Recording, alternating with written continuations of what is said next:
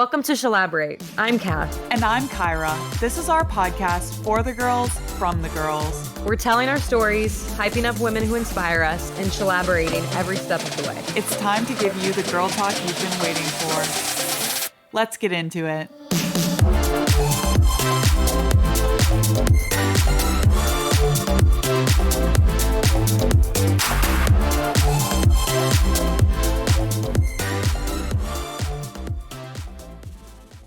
Welcome back, Shalaborators. Thank you for being with us today. Super excited about this guest that we have today. Today's guest is truly an incredible human. We have Alexia Huffman with Sleepy Moon Ranch here with us. She's a professional bull rider. She's breaking barriers in one of the toughest sports out there, and she's doing it with grit, grace, and style. We are so excited to have you here today. We actually met because I work with her husband as a colleague. I used to.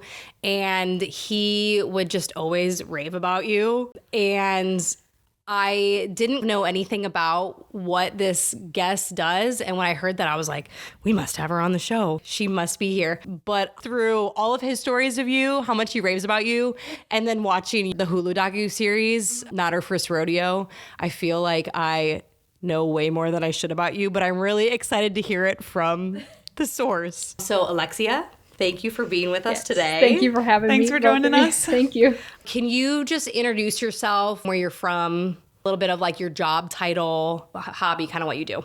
So my name is Alexia Huffman. I was born in Linwood, California, and grew up in Norco, California, which is all just in Southern California. And my job in the Army is a human resource officer. I've been in the Army for 6.5 years. So I think what everyone probably wants to know, what I really want to know, is how you got started bull riding. Yeah. And your journey to get you where you are today, which is a professional bull rider. Okay. Well, so my mom and I moved in with my stepdad. So like my stepdad took us out of the city, and that's when I moved to Norco, California.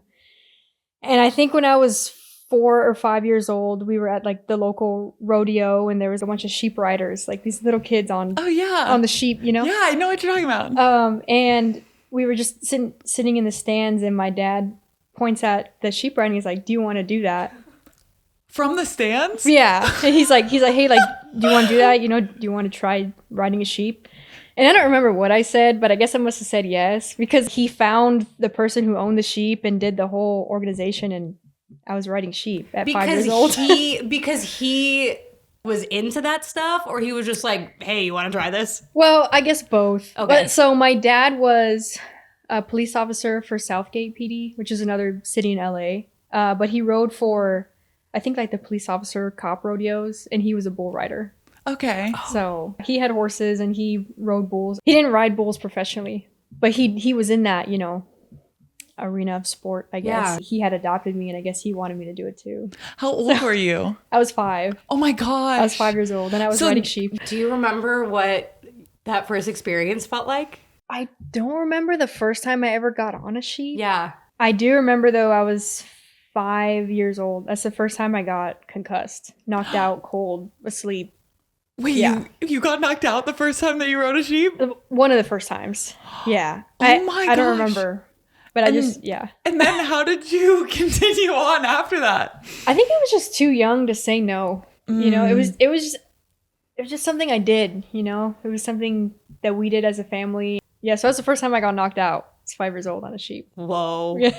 Is it where you're from? Is that very common? Or are you going to school and people are like, yeah, I went to the mall this weekend. And you're like, I rode sheep. That's, yeah. So in the city of Norco, something like that was very common. Like, even to this day, the sidewalks of Norco are dirt. So, like, people ride their horses on the sidewalks and stuff. Yeah. But I went to a Catholic school, which was, like, in the city over in Corona. Oh. So, no, they didn't do any of that stuff. They didn't do any of that stuff. So, like, me showing up with, like, bruises, or, like, I remember this one time showing up to 3rd grade with, like, a limp because I got hurt riding a calf, and people were just like, what are you doing? Like, so what was your progression like? First time, your stepdad's basically like, hey, do you want to ride the sheep? You Yeah. agree. And then was it just like from then on, you just kept progressing? It basically was. So for the organization that I rode with, the California Junior Bull Riders Association, from the age of 6, all the kids rode sheep, and then from I think 7 to 9, it was like you were calf rider, and then like from 9 to whatever, you're a steer rider. So as you got older, the caliber of bull or steer got bigger and harder to ride. Whoa. So yeah. And did you, as you're kind of moving up in these different animals, are you thinking to yourself like, I'm prepared to go to the next step, or is it still pretty scary of this is a whole bull or calf that I'm riding? I remember being very nervous, like jumping from calf riding to sheep riding as like a 7-year-old, because that's a whole other animal, Sure, to begin yeah. with. But then it's just like something you do. I don't know. You get nervous doing it, but you also know what the next step is. So What's it like to do something that you've gotten hurt doing, know is potentially very dangerous? Is that just a mindset you've always had of like, yeah, I'm just going to keep doing it because I love it? Or is there hesitation ever? So there was hesitation when I was a kid. Yeah. Because I remember, I think I was 13 years old. I quit for a year, and then I came back and I was like, Dad, I want to ride again. And so it's always been like a love-hate relationship with this sport. But I think, especially when I was younger, I would get hurt, but it's so weird. There's something about bull riding that you can't stop. Even though how much you get hurt or how bad the injuries are, like, it's really hard for me to describe. Like, you can't stop riding. What do you think makes it so addicting? I think just because it's a very dangerous, obviously very dangerous sport. Overcoming that fear of getting on the bull, and then when you stay on for 8 seconds, if you ever get to that point, like it's such an exhilarating feeling. But I think it's more than just conquering the wild beast. I think it's a lifestyle. It's truly is like the Western way of life, and some people just, I think they keep that alive by riding bulls. Can you tell us a little bit, like, what would you say the Western way of life is? I don't know. I don't even think you have to like raise animals to be a part of it, but I think it's just like when you run into obstacles or when you want to quit so bad, you just don't quit, because you're so passionate about what you're doing, whether it's a sport or a hobby or just raising animals. It could be raising a dog, but it's like you just do not want to quit, and that passion just keeps you driving forward. Yeah, I think that bug or that Western way of life really got to my husband too, because he's told me plenty of times where he's just like, I love being outside with the cows.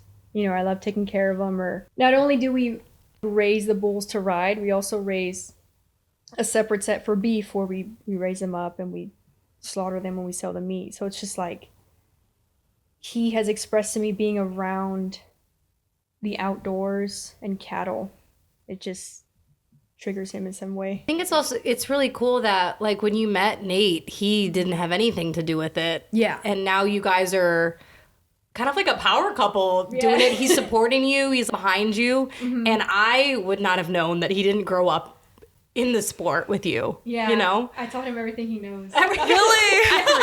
No, you joke, but we know.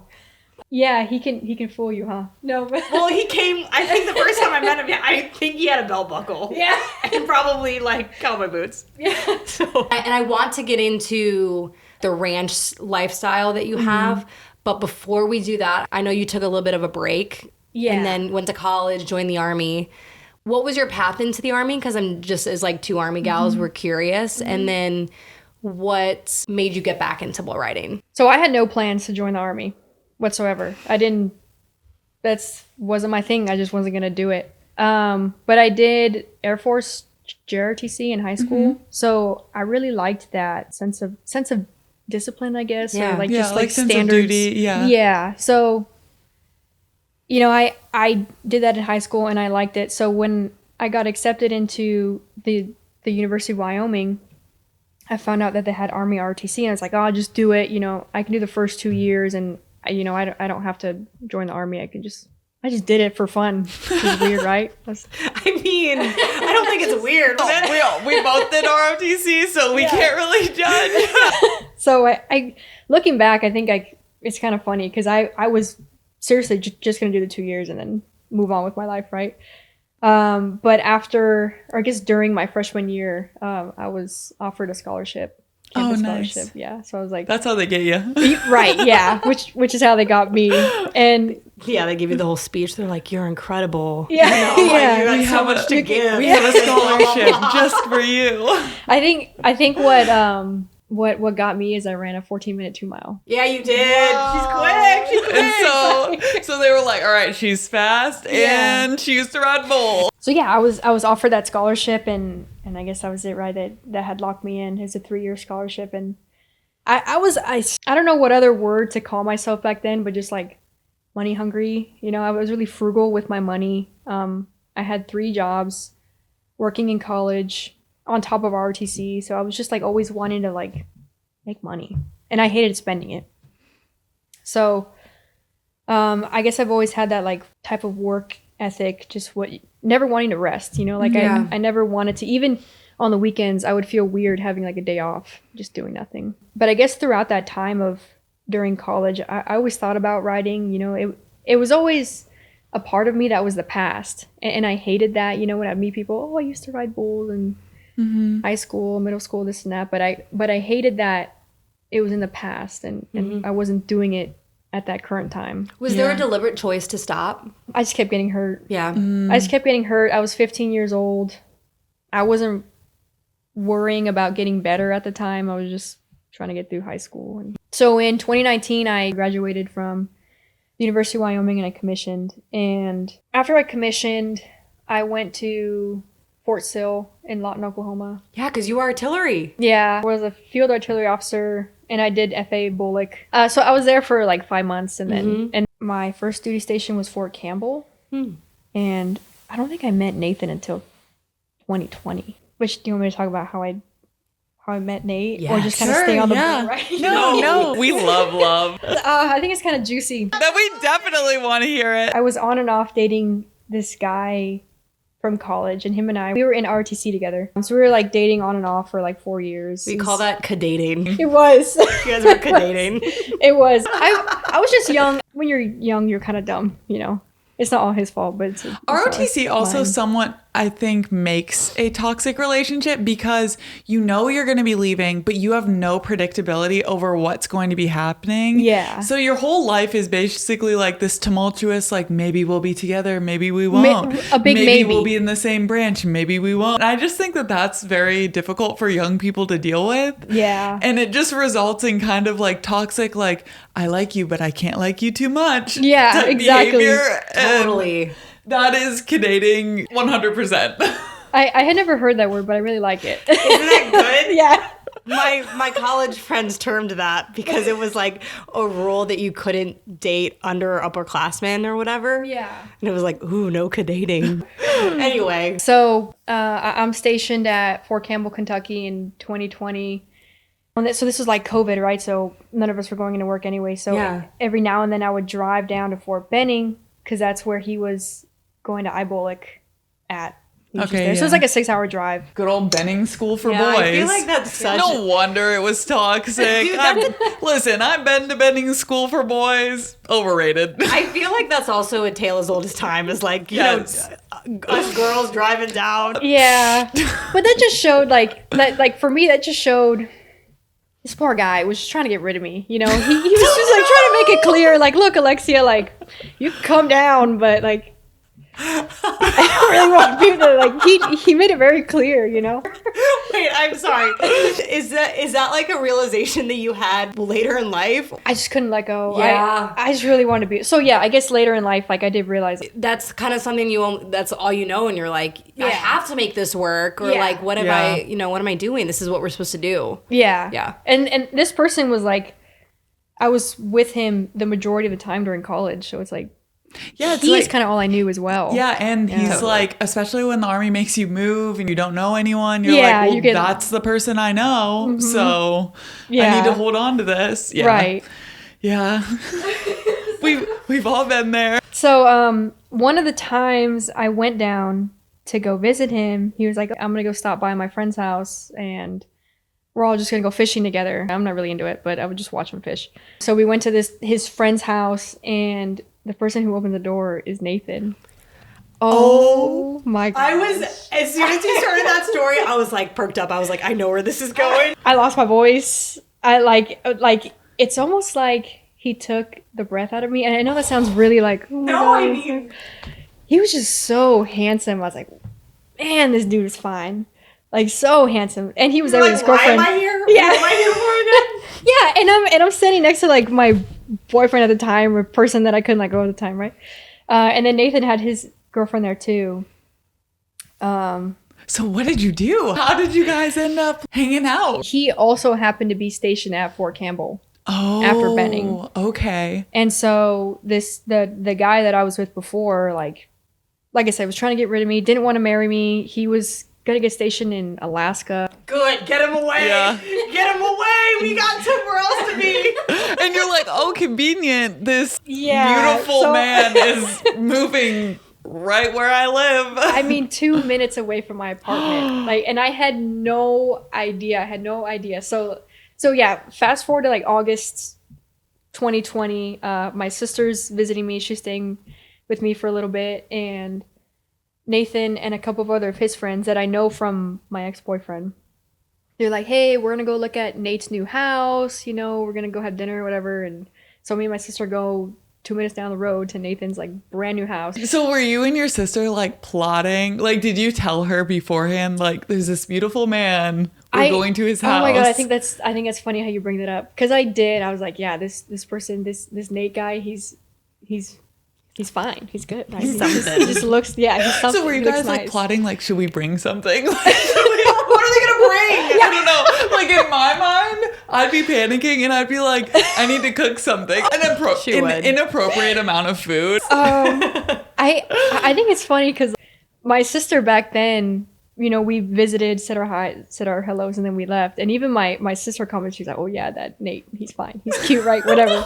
But he was still with that other girl at the time. So I was like, yeah, I can look all I want, but like I was not the type. So then I guess like in October 2020, he invited me over to watch Borat 2, because I had just seen the first one. And I never left his house. Now you're married. And then I he's married him. riding bulls. Well, he throws steers. He he throws wrestles steers. them. Oh, wow. That's what he Oh my gosh. I didn't know that. Yeah. Anyway, we don't care about Nate. We care about you. So I do think things happen for a reason. Yeah. And I have a strong gut feeling that I couldn't let go of him for a reason. Because he led me right to Nathan's front door. He did.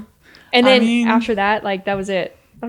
That's pretty undeniable evidence. That's the one thing. If that's the only thing you got from him, that's good. That's a good end result. good. Yeah. you know what I mean? Maybe a little bit of trauma. Maybe some. Maybe some life lessons Yeah, learned. I love that story. I That love is such a that. good story. Oh, that is good. I kind of want to draw this parallel now of just like how bull riding is a very male dominated space. And so is the military, and especially field artillery being combat arms, it's also very male dominated. Is that something that you had kind of gotten used to by the time that you had joined the Army? Is that something that fazed you? Did you even really kind of notice that at all? No, I think you're right. I mean, ever since I, like, a sheep rider at 5, there was one, maybe 2 other little girls riding against me. All the rest were boys. So even up to like the junior bull riding, I would be the only girl. So Yeah. I think like bull riding is what prepped me to be ready for field artillery in the Army. Because after that, once I joined FA and then when I was at Fort Campbell, I didn't really notice. It was just like, this is what life has always been. I didn't know anything different. Yeah, you're kind of used to being like the only woman around, or Yeah. just around all of the guys. Yeah. Definitely. I just think that's really interesting because that's not something that I necessarily grew up with. And so being in the Army and being around all these men all the time, Yeah. like, I got to figure out how to kind of deal with that and Yeah. like not being around women as much. So Your Army experience, maybe experiences you had there, did that affect the way that you looked at bull riding or life maybe in general? I think bull riding when I was younger helped me in my early career. So like as a lieutenant, being an FA officer, because I just knew that I had to, I hate to say act a certain way, but I just had to be a certain way to be successful, or at least to get along with the other field artillery officers or field artillery enlisted men. Like, you were used to it. You were used to being kind of the only woman. You were used to kind of having to fit this mold. Yeah. That's we've all dealt with that in the military of like, I need to be this way to be successful so that they can respect me. It's almost like kind of you turn on and off like a portion of yourself. Yeah. So that you can be respected amongst your male peers. We've talked about this on the show before because we've had a lot of other women who have like had a similar experience of like having to turn that on and off. But I think that you're actually the first woman we've talked to who has experienced that like basically from childhood, like being in a male dominated sport your whole life. Maybe Bren, skydiving. Yeah, I think that your experience is really unique and just kind of you grew up like that.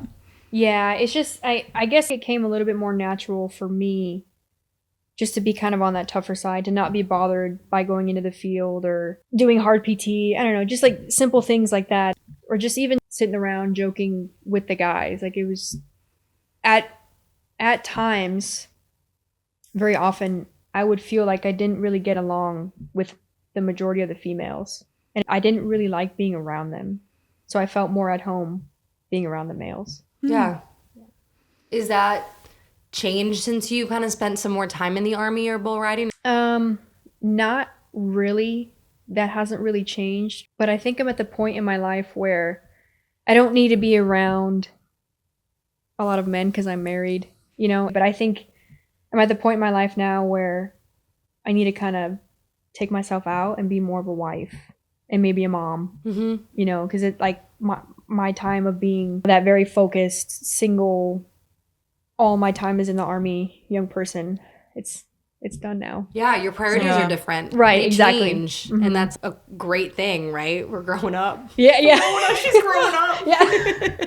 Yeah, And I'm very grateful for that too. I totally resonate with that. And I feel like also the older that you get, the more you realize the boundaries that you set, especially at work, are really important. And it's not just about like, I don't know, boundaries of people being rude or something to you. It's like literally like your time is valuable and your energy is valuable. And so if you aren't setting those boundaries and putting the energy where you want it to be, like whether it's being a wife or a mom or even just in like your personal life, right? And you're giving it all to work, which I feel like all of us did as young lieutenants.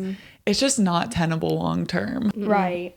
And I wouldn't change it for the world, you know, because like I think as lieutenants, like you said, we are young and we're just bright-eyed and bushy-tailed and we don't know the Army and we're like, yeah, this is great. And it was, but you just move on from that. Yeah. There's a time for it, and then you grow up. So when you were at Fort Campbell, how did you get back into bull riding? Did you get back into it while you were at Campbell? No. So I did not start riding bulls when I was at Campbell, but while Nate and I were dating, we would go to like the local pro rodeos. Okay, like the shows? Yeah. And I would like, you know, there would be times where I'd come home and I would just cry and I would just cry. And it was like, I didn't know at first why I would be so sad. But then when I figured it out, I was telling Nathan about it like, hey, I think I miss going to rodeos. I think I miss the rodeo, you know, the horse scene, the bull riding scene, because growing up, that's all we did every weekend. That's all we did every weekend. If we weren't rodeoing, we were out there practicing. So it was like, growing up, go, riding horses, riding bulls all the time too. When I joined the Army, nothing. You quit cold turkey. I think it was starting to get to me. So when we were at Fort Campbell, we would go to like the Lone Star Pro rodeos, and like we'd go to Nashville and they'd have like the PBRs there. Sure, yeah. Or other rodeos. So I didn't start riding again until we were stationed at Fort Benning, which was like I think a year after that. In December 2022, there's this there's this big rodeo that happens every year in December, and it's called the National Finals Rodeo in Vegas, Las Vegas. And it's like 10 days, 10 straight days of just nothing but rodeo. During this 10-day rodeo, National Finals Rodeo, they have what's called a Cowboy Christmas. And it's this big convention, 2 levels, like, and it's everything Western fashions. I mean, like, they sell horse trailers there. Like, there's like a mini indoor rodeo arena, and like kids are riding bulls. You can go shop and drink. You're in Vegas, whatever. It's really fun. That sounds fun. Yeah, it does. Yeah, it does. So there's this booth that girl was on the show, Jordan, the blonde one. She worked at one of the booths there, and I had recognized her. And I was like, oh my God, Nate, there she is. I was a big fan. I was like, should I go talk to her? And he was like, yeah, go and talk to her, say hi, whatever.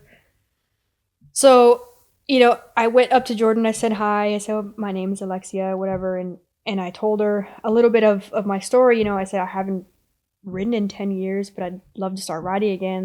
At the time, I was living in Phoenix City, Alabama. So I was like, do you know of any places where I could go ride? And she did name this one place that was in Alabama, but it was like a 3-hour drive from where she was like, that's the closest pen that I know of. You can go there, figure it out. And then that's when she told me about her association that she was starting up, the Elite Lady Bull Riders. She was like, here, this is our Instagram, follow us, and just hit me up if you have any questions. And that was I think like 3 weeks after I had first met Jordan, 3 weeks after that, I got on my first bull. Really? In 10 years. Yeah. Okay, and what was it like mentally getting on that bull for the first time? I was so scared. For the first time in 10 years. Oh, I was so scared. Yeah. What was really cool is like, it's called chute procedure. So everything that's done in the chute, when you're pulling your rope tight and all that stuff, I didn't forget any of it. Really? I knew exactly, what to do. I knew where to put my rope. I knew how tight I liked it. And so I didn't forget any of that. And they put me on something that didn't really do anything. He just kind of walked out, he wasn't mean by any means. And then that was it. And I was like, wow, I mean, really rusty, really, really rusty with form and everything. And then I got on a second one and I fell off right away. But that's when I knew, even though I fell off and I hurt like my back on that second ride, I was like, that's it. Like that's it. I'm riding again. And yeah, in that moment I had regret the 10 years that I quit. Wow. That's like, you're like, I knew, right? I'm going to keep doing this. Mm-hmm. Yeah, there was not a doubt in my mind. So how did you know of Jordan before? It was all social media. Oh, you just recognized her from like social media accounts? Mm-hmm. So the person that she works for, Dale Frisbee, he would put out his own YouTube videos. He was like he is still, but I guess like a satire comedian cowboy. And he was just really funny. Like I would watch him in high school. Oh, okay. Yeah, so he was just really funny. So I guess in Dale's YouTube progression, I guess he brought on these interns, and Jordan was one of them. Oh, gotcha. So Yeah. when you went to the convention, you were like, "Oh my gosh, I saw her on social media." Yeah, And- like I knew exactly who she was. Oh, cool. That's crazy. So Yeah. then you met Jordan. That's kind of like the catalyst to bring you back into bull riding. Yeah. Fast forward, you guys are on a Hulu docuseries together. Yeah. How did that come about? I'm very curious in that story. So yeah, Jordan's Elite Lady Bull Riders gave me a reason to want to get better. Not just get on, but just want to be better to compete. ABC are the people who did it. ABC did like a year of filming, and then they made this little pilot episode, I guess. And that was to pitch to some other ABC people to like see if that'll get approved to actually go and make the real show, which is the one that was on Hulu. So like the first year of filming, I wasn't a part of any of it. I kept being told that I was too quiet. I kept being told that I was like kind of boring, that I was too shy. They used the word timid a lot. And a couple of people had told me, and this was like, I think Jordan had said this, and then one of the camera people, but they're like, yeah, maybe you could just talk about yourself more. You know, you're just too timid around the camera. And at this point, Nathan and I are living in North Carolina. I'm working as an S1 human resource officer. I'm buying these expensive plane tickets, going to Texas to ride. I'm only there to ride. And that was my thought process. Like, I didn't really start riding bulls again for the cameras. So I was like, I'm not changing anything for you guys. Like, I don't care. I'm in the Army. I'm tired, and I want to come and I want to ride a bull. Hell yeah. It's also kind of like, well, maybe they should have put more effort into showcasing your actual personality versus right, or my story. Or your story versus like, because I wouldn't, even in like the short time we've been talking to you right now, I would not describe you as any of those things. Granted, this is like a one-on-one interview, but it's like showcase who people really are. Like maybe there are some people who are quiet and they ride bulls. Yeah. Like it's okay to be both. Yeah. I just think like compared to those other girls at the time with my first year riding back, I wasn't anybody famous. I didn't wear any makeup. I would wear my U.S. Army shirt. You know, I wanted people to know that I was in the Army just so like people and young kids in the stands can be like, oh, I can be in the military and still do what I want to do. Like that was really important for me to kind of get that message out there. Yeah. Mm-hmm. But other than that, like I just wasn't flashy with my clothes. Like I said, I didn't wear a lot of makeup. Nathan was always there, so I was just hanging out with my husband. You know, we'd be there just going to rodeos and riding bulls. Like, I guess I wasn't enough for the camera crew and the producer at the time. I hope they got a new one. The pilot. Yeah. Well, it sounds like you kind of dealt with those comments in a very mature way of like, well, cool. I'm not here for you. Like, I'm here to do the rodeo stuff. Yeah. But is there a part of you that kind of, it was hard to hear those things? It was just more annoying because I knew I was riding bulls for the right reasons. Yeah. And you can tell when other females are not. And I know it shouldn't bother me. Like I shouldn't be worrying about other people, which is what helped me kind of not be so bothered by it. It's like, don't worry about other people. Just focus on yourself. Mm-hmm. Just I think what helped me not be bothered by that was, hey, look, I'm able to ride bulls in the first place. Like my leadership is giving me time off to come do this. I'm extremely grateful that I can do this. Yeah. So I think that's what helped me deal with the frustrations of somebody calling me timid. Yeah. Yeah. It's also wild, like you're literally getting on bulls and riding them, and you're an Army officer, and they're like, yeah, but you're timid. It's just even kind of like, sorry, you don't get a vote. You don't get to come into my space. It's just like Yeah. wild that they would say that. Like, I'm sorry, are you in the Army and do you ride bulls? Get out of my face. It's almost a little bit comical. I think it's like worth noting, and I'm really glad that you shared that, because I think that people like to kind of put boxes around you, and you're just like, yeah, that's actually not the case at all. Yeah. I'm a firm believer in people really want to think what they want to think, and you just can't change your mind. You can't change your mind. You can only do what you want to do, right?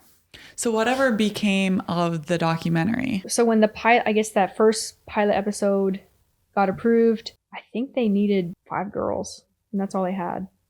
They just kind of threw me in there.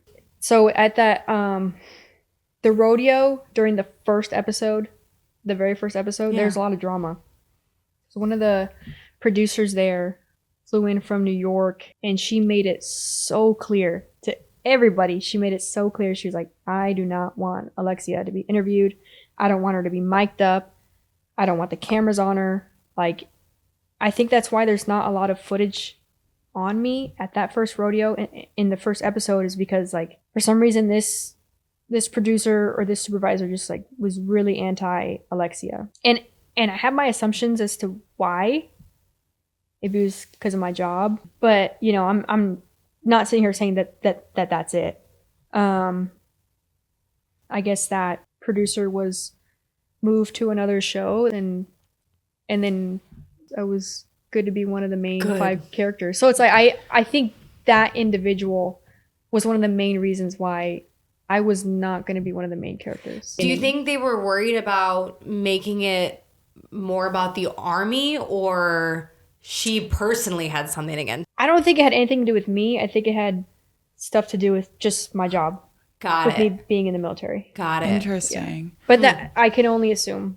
That's Yeah, wild. right. What was that like going to that rodeo? It was so entertaining. It was so entertaining because at that time, Jordan and I were really, really close. And Jordan got in like a yelling match with this certain producer saying, I want Alexia to be part. Like, I don't understand what the issue is with having Alexia in the front seat.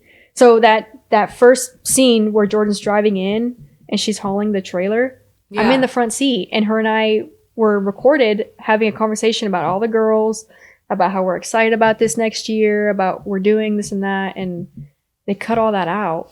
But I mean, which is fine. But then they keep in it when she has a trouble like backing it in Yeah, or something. yeah. God.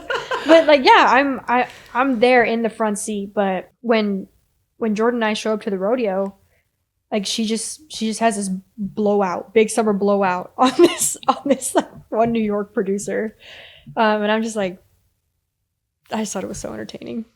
That's wild. I'm so I'm glad you had someone in your corner. That's what I was just about to Yeah. say. I love that your friend Jordan just like stuck up for you and was like, I want her to be in it. Yeah, I was very grateful. What a girl's girl. Yeah.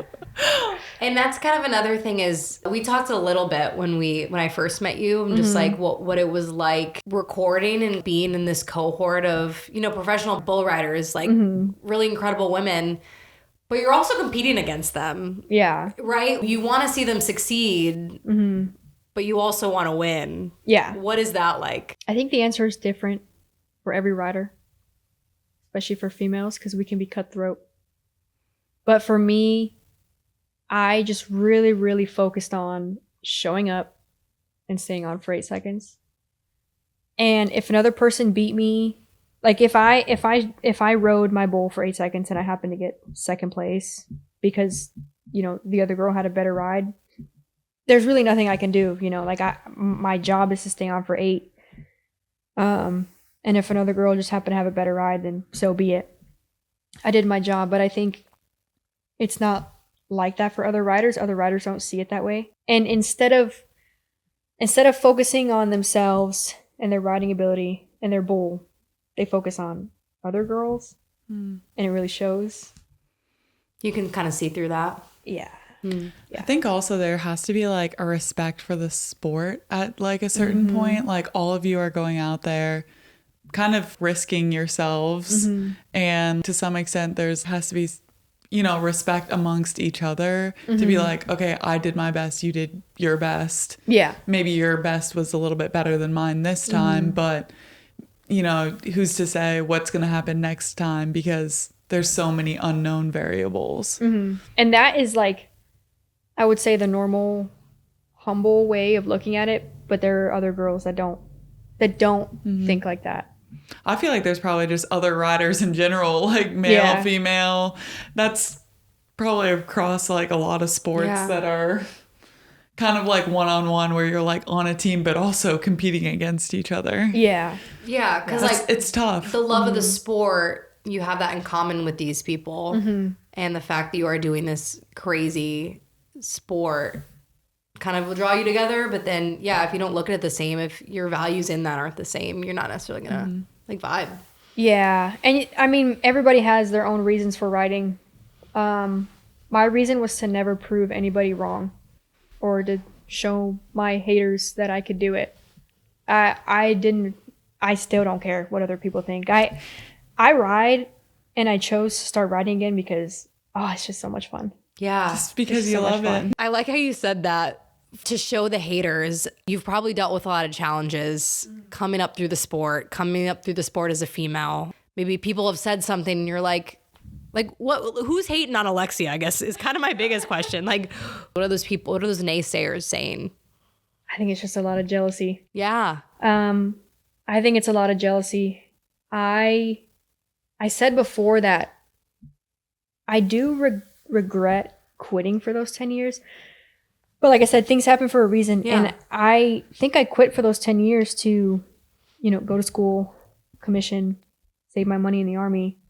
And now like my husband and I have our own bull riding pen. You know, we have our own bulls. I don't need to go anywhere to practice. I can just practice in my front yard. So I think the people who would be against me are the ones who can't do that. Maybe the ones who didn't go to school, they don't have enough money to buy their own bulls or their own practice pen. I could foresee people kind of talking crap about the animals that I have. I don't know. Yeah. And from your perspective, it's kind of like, well, I worked my butt off. Oh, yeah. Those 10 years, right? You said you had like multiple jobs. Like that didn't come easy to you, I'm sure. No. So no. It's like... And that's what I think too, because there are riders, even on the show, that I was close to during filming and then even close to after filming. And then, you know, now we're not really that close anymore, but it's just like everybody has their own reasons to ride and their own reasons to even live this lifestyle. I think the Army also, it matures you a lot. Oh, yeah. And being like one of the only women in your unit, like you cannot be, a lot of people are going to try to drag you down all the time. Yeah. Or just like not like how you do something. Or, I mean, that is like an environment that you have been in for my whole years, life. your whole life. Yeah, so that type of behavior, which might be new to like other people, and they're figuring out how to deal with it. Yeah, how to deal with that, where you're just like, yep, I've seen this before. Yeah. It's not going to bring me down. That even in and of itself might be hard for other people to deal with as they're like trying to mature. Yeah. I could totally. see that. Yeah. I mean, there's a reason why I'm 28 now, but like, can you explain to me why I feel 55? Like, can you explain that? You know how like there's like dog years? I think that there should be something called Army officer years, because if you even think about it, like a 21-year-old or 22-year-old who is an Army lieutenant, you are genuinely in charge of so much, especially like compared to like other 21, 22, 23-year-olds outside of the Army, that by the time you're 28, 29, 30, you're 60. Like, you are straight up a 60-year-old grandma. Totally. I just think that the amount of responsibility that you have so young, it just matures you so fast that by the time you're like, you know, closer to 30, you're just like, I don't have time for any negative energy whatsoever. I've seen it all. You're not going to surprise me. Yeah. You've lived so many lives at that point. Yes. And dealt with so many different people, like in the military, because it's just all truly walks of a life. melting plot, and you really have to hold everyone to a standard of discipline. So it's like, you've seen it all. I think people are just jealous of that. And I'm sitting over here like, I'm tired. I go to bed at 8. Have you seen that meme where it's like people are hating on me and I'm just at home like this and you're just sitting with your coffee and there's a cat. He's literally just like, you're like, can you imagine hating me? And I'm literally in my room like. Could you imagine hating me and I'm in my like grandma jammies at 8 p.m.? It's 8 p.m. Cows are fed. My cat's sitting next to me. What are your questions? Trying to go to bed. So tell us about your bull riding. Can you share some highs and lows from your return to bull riding? Yes. So like I said, I got on my very first one coming back December 2022. And in my first year of riding for the Elite Lady Bull Riders, if it's like your first year, or you know, like I guess in my case is my first year in 10 years, the girls ride in what's called like a novice division. So like the bulls are, they're not really that crazy at all. And so I was the novice division year-end champion in 2023. Cool. Which I don't know how. Athena Rivera, which is another girl that was in the show, she was like, I would have placed all bets on her. Like she was supposed to win it. She was supposed to take it all. But at that finals for that year in 2023, I just happened to ride one more than she did. And, you know, with the way the points added up, I won. Wow.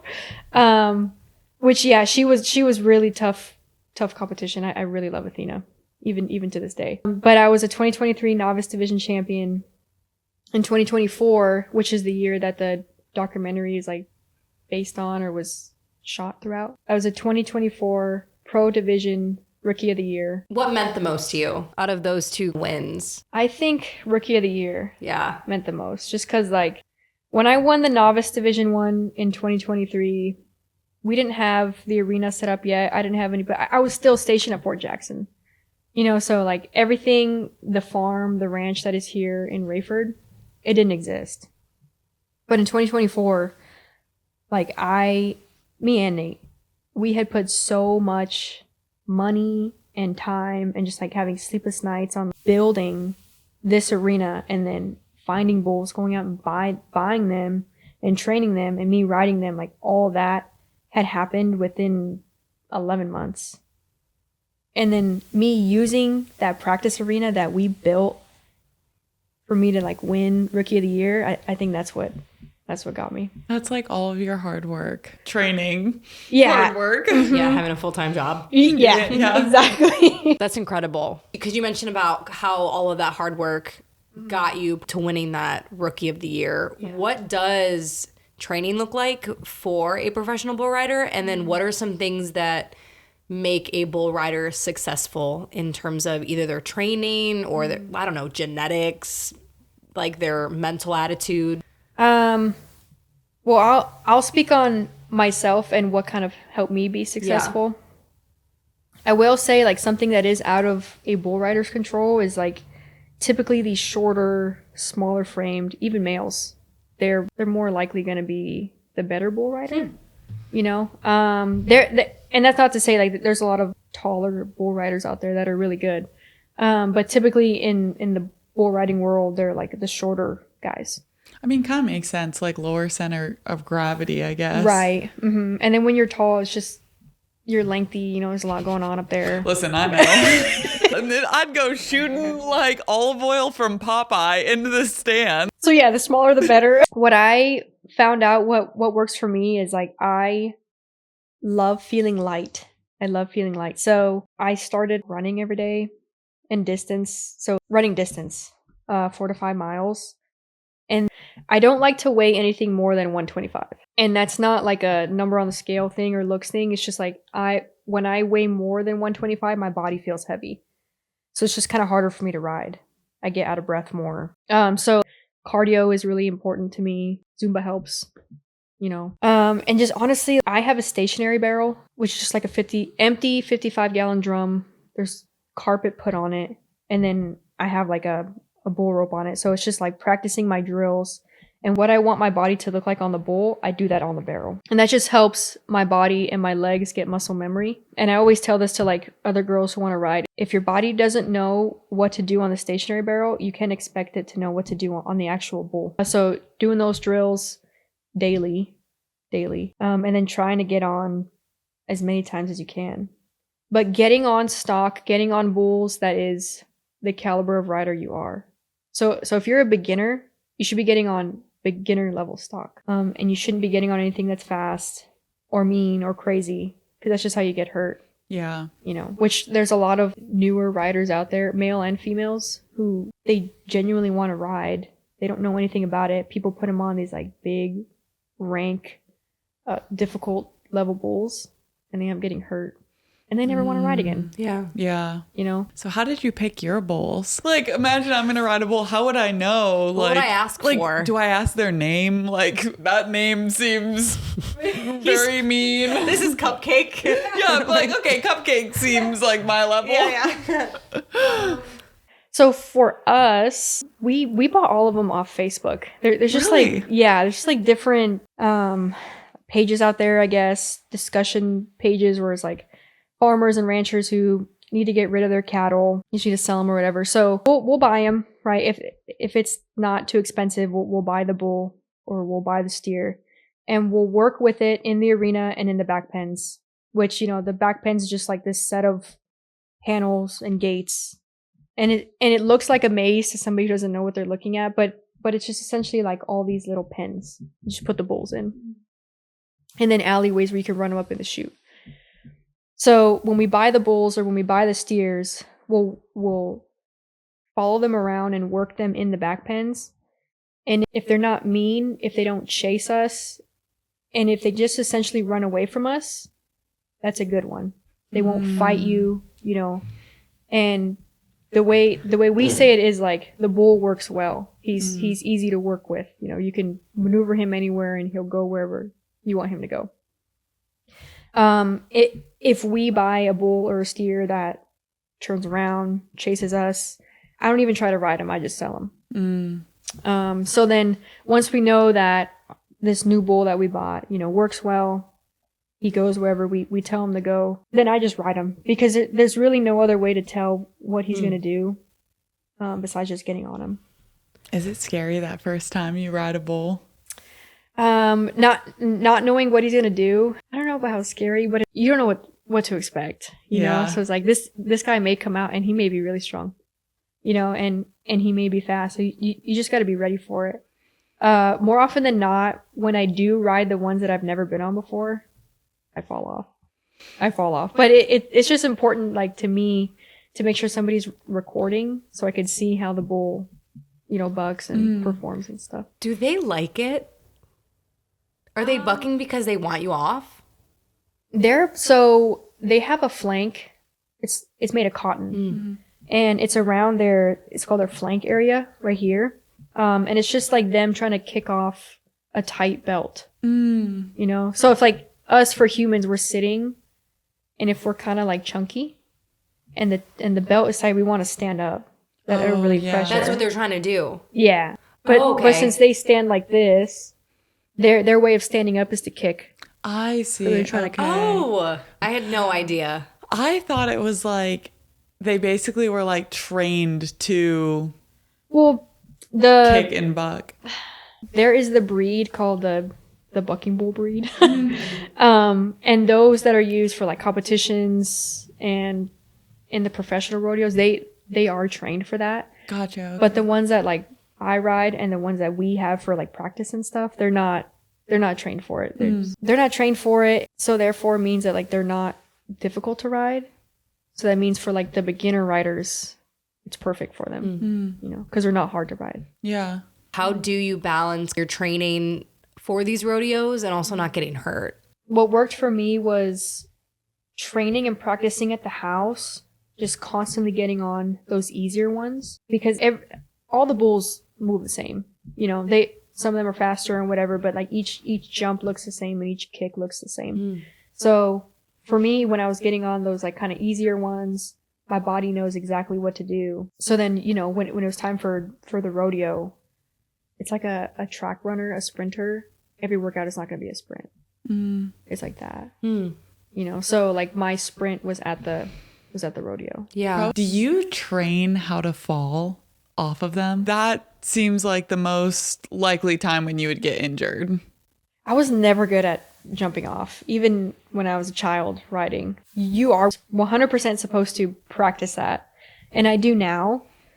But even as a kid, as a teenager, I had such a terrible habit of just falling off. And I had so many concussions, so many TBIs from when I was a kid. And then when I started riding again, I didn't focus on practicing falling off. I just focused on staying on. But then, like you said, okay, you've ridden, now it's time for you to jump off. And then you're on the bull and you're like, well, crap, I don't know how to. And then when you can get hurt. Yeah. Do they, in your hats, are there helmets in there? No. No. I remember part of the show, before some of the events, you would make a very conscious decision to either wear a helmet or not.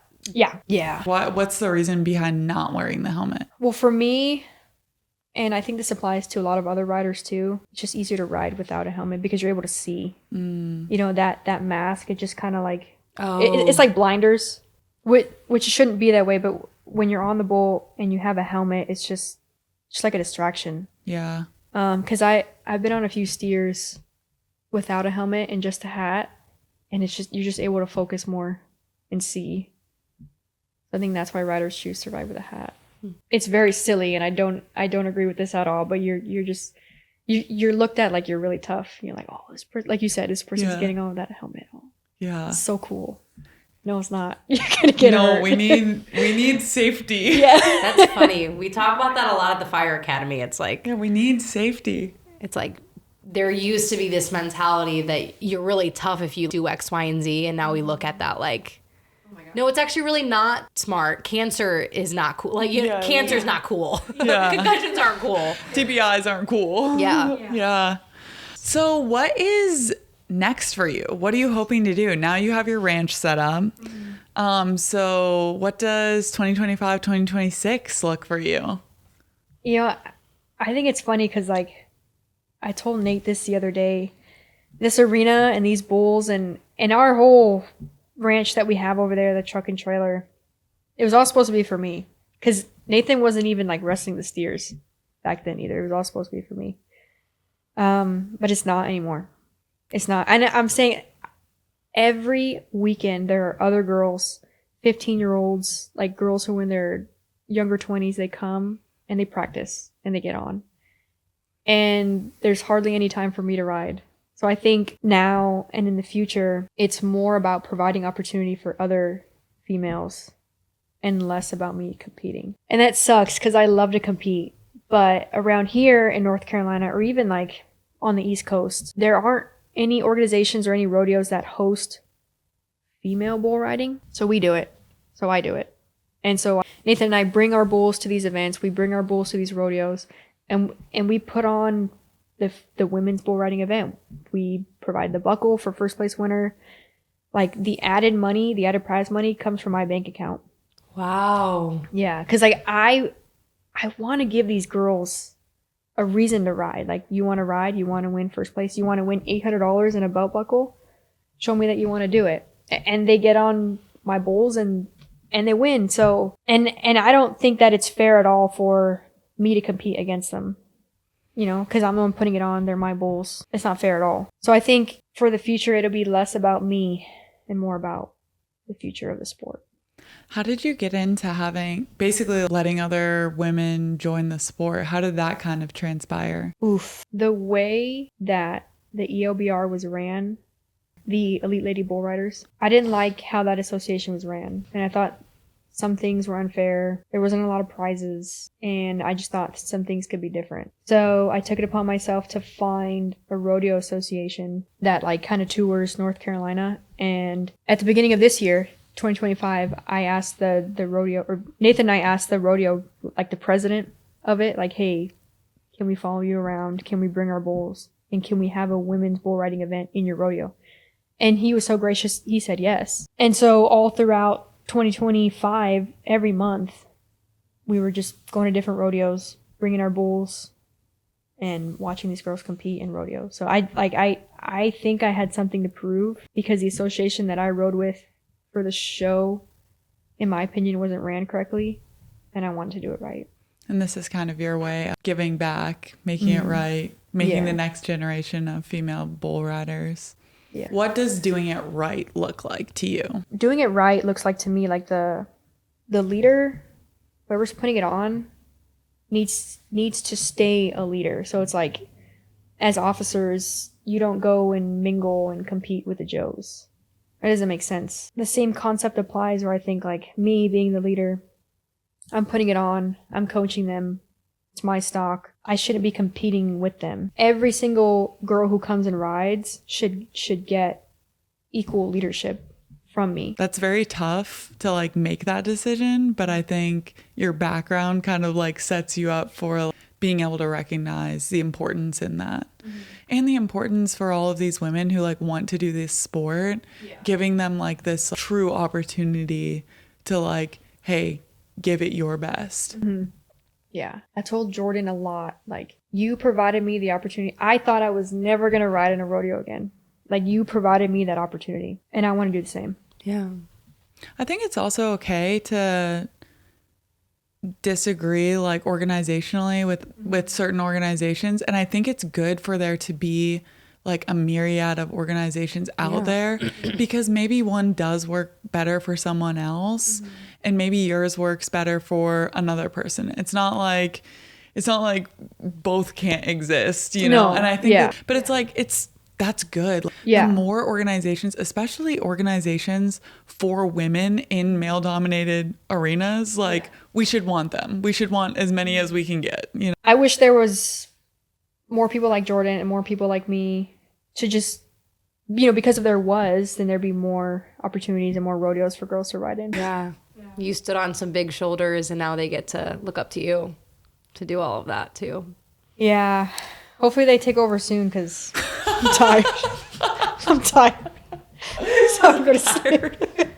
This is exhausting. Well, I know how busy that you are. I mean, I knew that before, but just listening to everything you've been saying about everything that you do, seriously appreciate you coming to talk to us. So if any gals in North Carolina listen to this and they want to join, what's the best way for them to get involved? So my information, if they want to reach out to me. Yeah, sure, Alexia Huffman on Facebook. Also, the Sleepy Moon Ranch. The Sleepy Moon. Sleepy Moon, she got the shirt on. We'll link it in our show notes. Just reach out, ask us questions, DM me, or DM the page. You're DMing the same person. It's me. You're like, I am behind all of it. It is me. Where is the name Sleepy Moon from? I made it up. Nathan and I were stationed at Fort Benning, and we lived in Phoenix City, and we had 2 goats. We just had the 2 goats. Well, we had an Airbnb because our house was like separated. It was kind of like a duplex. Oh, cool. Yeah, so I called it Imp and Shrimp's Airbnb because that was the name of the goats, Imp and Shrimp. That's funny. And Nate was like, we need like a ranch name or something, or he was just getting creative with something, and he was on like, I think MS Paint or something. I don't know what he's doing. But I was like, I don't know, it just came to me, Sleepy Moon. Sleepy Moon. like that. I wanted something with the word moon. Just liked it.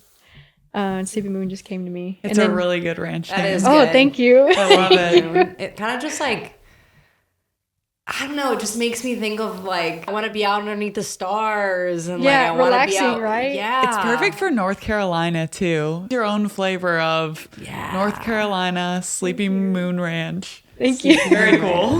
We Thank love you. that. Yeah, I'm always anxious and dealing with anxiety. So like Sleepy Moon, like you said, just sounds relaxing. It is. Yeah. Yeah. Cool. Well, I hope if anyone wants to join that they reach out to you and you get lots more bull riders from this. Yeah. Hopefully more than just like one timers. I'm like, I'll do it one time. But like, I mean, even then, right? Like, I think everybody should at least try it. It's a cool life experience for sure. I'm wearing a helmet though. Yeah, I need a helmet for sure. Yeah. Okay, we ask all of our guests. We've started this for season 2. Okay. We've asked all of our guests this. What is your hottest hot take? Doesn't have to be about anything that you talked about today. Could be anything. Give us your hottest take. What I'm about to say is a hot take in the rodeo community. Okay. Love that. There are a lot of people who think that either women shouldn't ride bulls or they should compete against the men. Or they should compete against the men. Against the men, yeah. Because for some reason, I mean, like, in other events in rodeo, right? Have you heard of barrel racing? Yeah, I've heard of barrel Right. racing. So they, like, the girls just ride the horse around the barrels. Yes. Or there's another event called breakaway roping. And it's just where, like, the girl's on her horse, and then there's, like, a calf running around, and she ropes it. The horse stops really, like, abruptly, and then the rope comes off, and that's when your time stops. That event comes from what's called calf tying, and the men do calf tying. So the men, again, they're on their horse. They rope the calf. The men jump off the horse, run to the calf, flip it over, and they tie their legs. Okay. But because, like, we're not really that strong, we don't have to run down and flip the calf over and tie the legs. We just rope it. Yeah, okay. So there's different events out there that it's just, like, different for women. And for some reason, there's a lot of people out there in rodeo that just think that women should be riding against the men. That they should be? Yeah. What do you think? What? Yeah, what is your opinion? I think that, I mean, if a girl is really good, then yeah, she probably has a chance at beating a guy who doesn't know what they're doing. But, like, pro division bulls that are for women are like amateur bulls for men. Like professional caliber bulls that are in the Professional Rodeo Cowboy Association or that are in the Professional Bull Riders that kill a woman. Yeah, I think it's kind of interesting that your hot take is like some people are saying women shouldn't be doing this at all. Like they shouldn't even be allowed to do this. Yeah. And then there's other people who are like, fine, if they want to do it, let them do it against men. You're like, Yeah. why, It's like- why is And I'm it? like, Why is it so black and white? Why can't like why can't we all be happy? yeah, like why can't we have sports that are tough and challenging for women and that push you to like be the best version that you are? right. Yeah. I mean, we've gotten comments like you girls should just stick to barrel racing. You know, like what are you doing even trying? Getting on a steer or, you know, like getting on a bull. And it's like, oh man, because it's fun. Yeah. Because I like Who are you? Also mind your own business. Yeah. Like, Like, you know, and those people making those comments probably don't even ride bulls. yeah. Yeah. Because if someone really like truly loved the sport, they would know why you were doing it. You Yeah. know, they would know, you know, if they're a bull rider, they're going to be like, I know exactly why you're riding because they also love the sport. And that's Also, okay. What's so bad about like the women having their own space? Because it probably is true. If what men and women did compete together, it might stop some women from competing because plus it's kind of getting me on another tangent. You look at a lot of male dominated sports and it's not so much that the sport itself isn't attracting women, it's the people that are around you that stop women from wanting to be involved. So like, I don't want to go, you know, they always say this about video games, like they don't want to go play video games. They like it. They love the sport. But like when they're put into an environment where it's like men telling them that they shouldn't be doing this thing, then that's what actually is really pushing them away from something that they love. So having a space for women and having that kind of outlet is important. And then if they want to, they can go compete against the men. But like, we're just trying to do this because we like it. Yeah. And I think it's funny because Sleepy Moon, I never wanted it to be like just females. Like if a beginner male bull rider wants to come, you know, of course, have him come and he'll ride whatever. Throughout North Carolina, people who don't know me but know the ranch, they advertise it as like, oh, you have a niece that, you know, is like 15, she wants to ride, you should contact Sleepy Moon. Because they do all women's. It's like, well, we do for the competitions, but not, you know, so like, I think it's cool because the ranch is making a name for itself and it's allowing other younger females or older females or whatever. It's providing that space to where they want to come and try it and they feel comfortable with it. And that's great. Yeah. And I just, it wasn't supposed to be that, but it is, and that's fine. But it's for the men too, kind of like this podcast. Yeah, It wasn't for the men created- too. You know what I mean? Doesn't mean they can't get something out of it. Yeah. I think it's so awesome that you're making a space where women are also included. And if it turns into like a female dominated space, cool. So be it, Like, right? I love it. I love it. I'm hyped up. I'm ready to ride a bull.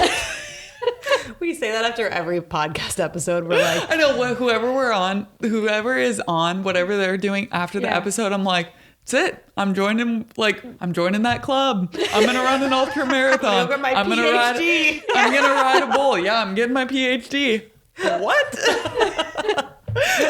This podcast is just me thinking about like, what do I want to do? my fatal flaw, thinking that I could do all of these things when in fact it would literally kill me. Oh, amazing. I love your hot take. I think that was a really good one. And it just like kind of proves the need for like what you're doing. And Yeah. if you needed like more encouragement for what you're doing and kind of like the path that you're taking, I think that's it right there. Thank you. Yeah.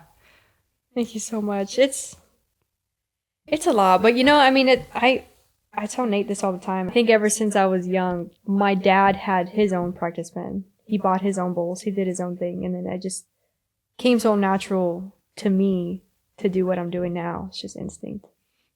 Well, thank you so much for being on the show. This has been like, Yeah, this has been one of my favorite episodes, I think. But yeah, thank you so much for coming on the show. Thank you. We will put in our show notes everything about Alexia, from her Facebook page to her social media, to everything about Sleepy Moon. I was gonna say Sleepy Moon Hollow, Sleepy Moon Ranch, so you can check it out and get a look for yourselves. We'll see you next time. Bye. Bye.